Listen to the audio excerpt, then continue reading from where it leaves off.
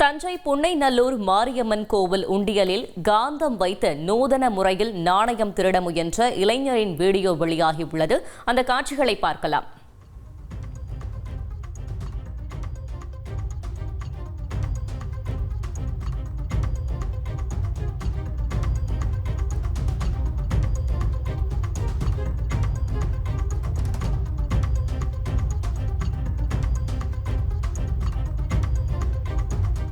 இது பற்றிய விவரங்களை செய்தியாளர் சையத் மௌலானா வழங்கிட கேட்கலாம். சையத் மௌலானா, வணக்கம். இந்த சம்பவத்தில் ஈடுபட்ட இளைஞரிடம் ஏதேனும் விசாரணை மேற்கொள்ளப்பட்டு நடவடிக்கை எடுக்கப்பட்டதா? முழு விவரங்கள்.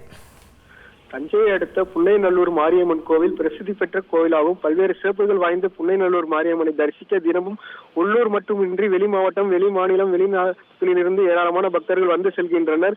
21 ஆண்டுகளுக்கு பிறகு கடந்த 10ஆம் தேதி குடமுழுக்கு விழா என்பது கோலாகலமாக நடைபெற்றது. தற்போது 48 நாட்கள் நடைபெறும் மண்டலாபிஷேக விழா நடைபெற்று வருகிறது. கோவிலுக்கு வரும் பக்தர்கள் பணம் மற்றும் நகை காணிக்கையாக செலுத்துவதற்காக வசதிக்காக கோவிலில் உண்டியல்கள் வைக்கப்பட்டுள்ளது. அவ்வப்போது இந்த உண்டியல்களில் திறந்து பணம் நகைகள் எண்ணப்படும். இந்த நிலையில் கடந்த சில நாட்களாகவும் மாதங்களாகவும் கோவிலில் உண்டியலில் பணம் மற்றும் நகைகள் திருட்டு போவதாக புகார் எழுந்தது. இந்த நிலையில் நேற்று முன்தினம் கோவிலில் உண்டியலில் காந்தம் வைத்து அதன் மூலம் நூதன முறையில் பணம் நாணயங்களை திருட முயன்றார். இதை பார்த்து அதிர்ச்சி அடைந்து அங்கு கோவில் ஊழியர்கள் சென்றபோது அந்த வாலிபர் அங்கிருந்து தப்பி ஓடிவிட்டார். இது குறித்து காவல் நிலையத்தில் கோயில் நிர்வாகத்தின் சார்பாக வழக்கு கொடுக்கப்பட்டது. இந்த வழக்கு பதிவு செய்யப்பட்டு காவல்துறையினர் சிசிடிவி காட்சிகளை ஆய்வு செய்தனர்.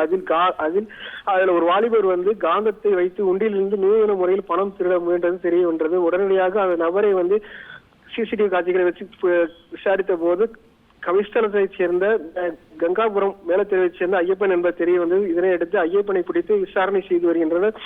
இதில் அவர் பல முறை இதுபோல் காரணத்தை வைத்து உண்டியல் பணம் நாணயங்களை திருடியது தெரிய வந்தது. தஞ்சையில் இந்த ஒரு கோயிலில் திருடப்பட்ட சம்பவம் ஒரு பரபரப்பை ஏற்படுத்தியிருக்கு. தகவல்களுக்கு நன்றி சையத் மௌலானா.